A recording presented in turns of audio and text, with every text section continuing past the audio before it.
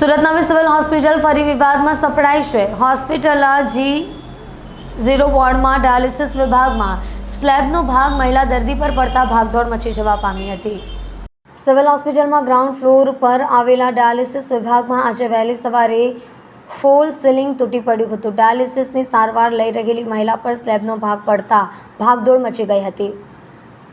જોકે ઘટના બાદ આ ડાયાલિસિસ માટે દાખલ દર્દીઓ તેમજ સારવાર આપતા તબીબો સહિતના કર્મચારીઓ ભયભીત થઈ ગયા હતા અને ગમે ત્યારે ફોલ સીલિંગનો અન્ય ભાગ તૂટી પડે તેવી શક્યતા હોય કર્મચારીઓ વોર્ડમાં કામગીરી કરતા પણ ડરી રહ્યા છે। ત્યારે અવારનવાર સિવિલ હોસ્પિટલના સ્લેબના પોપડા ખરી પડવાની ઘટનાઓ બનતી રહે છે। આજે સિવિલમાં ગ્રાઉન્ડ ફ્લોર ઉપર આવેલા G0 વોર્ડમાં ડાયાલિસિસ વિભાગમાં વહેલી સવારે ફોર સીલિંગ તૂટી પડ્યું હતું। ડાયાલિસિસની સારવાર લઈ રહેલી મહિલા પર સ્લેબનો ભાગ પડતા ભાગદોડ મચી ગઈ હતી। સદનસીબે 47 વર્ષીય રાણી દેવી મૌર્ય નામની મહિલાનો આબાદ બચાવ થયો હતો।